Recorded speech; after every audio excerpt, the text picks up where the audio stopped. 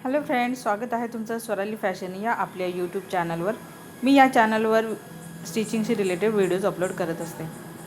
तर आज आपण या व्हिडिओमध्ये पाहणार आहोत सिंपल ब्लाऊज म्हणजे बिना अस्तरचा ब्लाऊज कटिंग करणार आहोत आणि ते पण एकत्र कट करणार, 2 ब्लाऊज एकत्र कट करणार आहोत। चला तर मग व्हिडिओला सुरुवात करूया।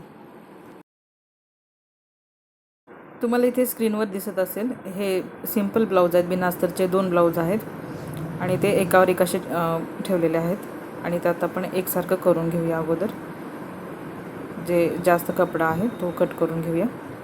त्यानंतर इथे मी पेपर कटिंग केलेलं आहे। या लेडीजने याच्या अगोदर ब्लाऊज शिवून घेतलेला आणि तो व्यवस्थित बसला आणि मग मी तेच पॅटर्न व्यवस्थित ठेवले होते। तर आता तेच पॅटर्न वापरून मी ब्लाऊज कट करत आहे। तुम्ही पण अशाच प्रकारे पेपर कटिंग करून ठेवू शकता, म्हणजे तुमच्याकडे त्याच मापाचे ब्लाऊज आले तर तुम्ही व्यवस्थित शिवून देऊ शकता। अशा प्रकारे पेपर कटिंग करून तुम्ही 2-3 ब्लाऊज एकत्र कट करून शिवू शकता। ही एक म्हणजे तुमचा वेळ वाचेल। तर तुम्हाला स्क्रीनवर दिसत असेल एक बंद बाजू माझ्याकडे घेतली आहे आणि या बंद बाजूवर मागचा भाग ठेवलेला आहे।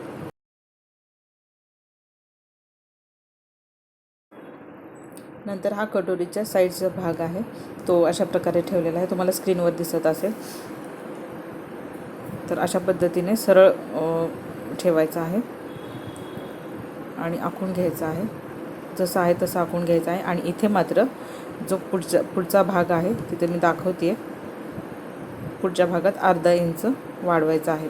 तर ते कसं वाढवायचं, पुढे थोडंसं घ्यायचं आणि अर्धा इंच वाढवायचं आणि पुढे पाव इंच घ्यायचं,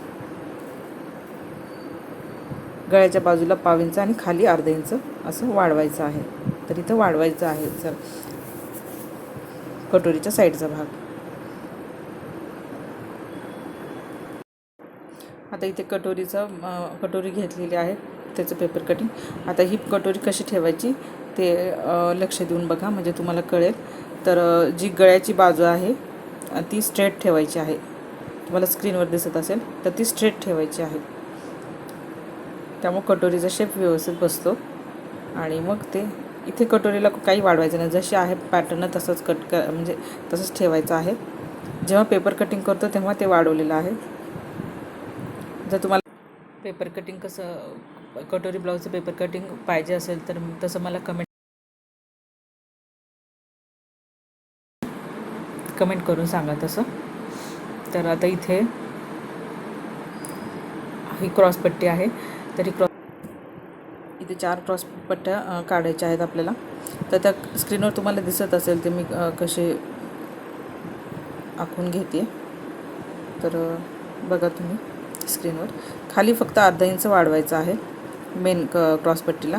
नंतर आपण तेच पलटी करून म्हणजे आपल्याला ठेवायचं आहे। तर आपण हे डबल घडी घेतलेली आहे, त्याची डबल आणि म्हणजे टोटल 4 निघतात क्रॉसपट्ट्या। अशा पद्धतीने क्रॉसपट्टी कट केल्यानंतर आपल्याला जे मध्ये टिपलं आपण टाकत असतो ती टाकायची गरज नाही। तर आपण ते एकदम डबल फोल्ड करू शकतो। आता इथे मी मागचा गळा कट करणार आहे, त्यासाठी मी जो मापाचा ब्लाऊज आहे त्याची बॅक साईड घेतलेली आहे आणि तुम्हाला स्क्रीनवर दिसत असेल मी कशी म्हणजे मेजर करते। तर आहे त्या उंचीमध्ये मागची उंची घेतली आहे, त्याच्यामध्ये अर्धा इंच मिक्स करून ते आपण खालूनच उंची टाकत आहे, वरून उंची मोजलेली नाही आहे, खालून उंची मोजली आहे। त्याच्यामुळे खालचा जेवढा भाग आहे त्याच्यामध्ये अर्धा इंच मिक्स केलेला आहे आणि मग गळ्याची उंची टाकलेली आहे। आता इथे गळ्याचा शेप आखून झालेला आहे। तर बघा तुम्हाला स्क्रीनवर दिसत असेल राऊंड शेप आहे, गोल गळा आहे।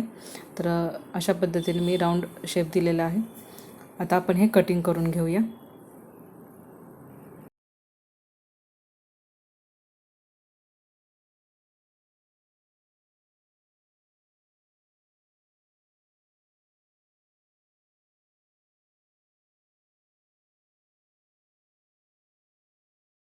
इथे आता क्रॉसपट्ट्या कट करून घेतलेल्या आहेत आणि वरती थोडंसं कपडा कमी पडत आहे तर तिथे जोड द्यायचा, जिथे कमी पडत आहे तिथे जोड देऊन टाकायचं आणि शेप व्यवस्थित करून घ्यायचा।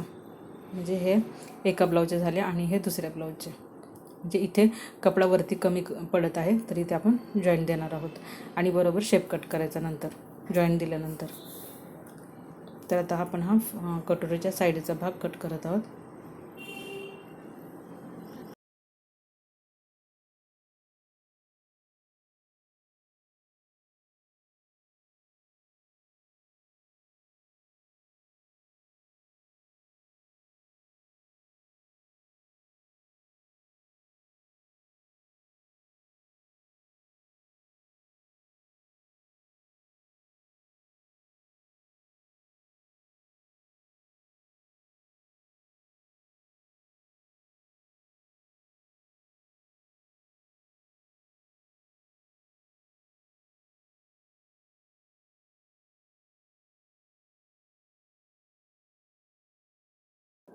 आता इथं आपण बाही कट करत आहोत. तर मापाचा जो ब्लाऊज आहे त्याची आपण बाही उंची घेणार आहोत.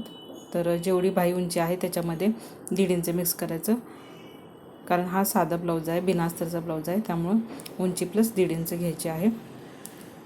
आता आपण हे फोल्ड केलेलं आहे, 4 फोल्ड केले. आता हे मागची जी बाजू आहे त्याची मुंडा मोजायचा.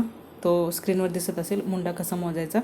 जेवढा मुंडा आहे त्याच्यातून 1 इंच मायनस करायचं आणि जेवढे म्हणजे येईल तेवढी घडी टाकायची मुंड्याची. आता इथे कमी पडत आहे मुंडा, तर थोडंसं जॉईंट इथं द्यावा लागणार आहे. तर तो जॉईंट कसा द्यायचा हे तुम्हाला स्क्रीनवर दिसत असेल.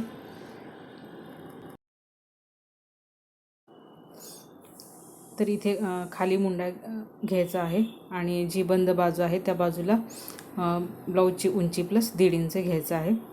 तर इथे ब्लाऊजची उंची प्लस 1.5 इंच घेत आहे मी.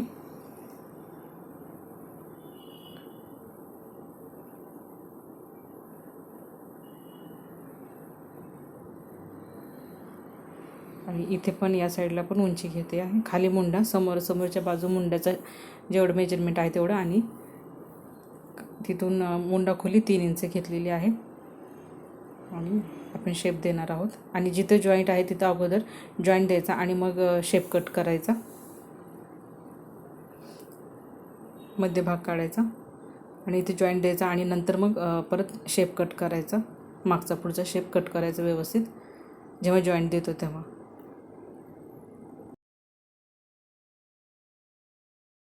आता हे उरलेले तुकडे आहेत, म्हणजे कपडा उरलेला आहे.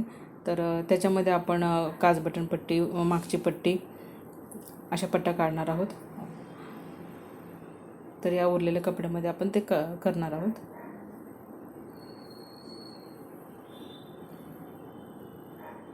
तुम्हाला हा व्हिडिओ कसा वाटला? जर आवडला तर लाईक करा, शेअर करा आणि सबस्क्राईब करा. जर तुम्हाला म्हणजे माझे व्हिडिओ आवडत असतील तरच करा.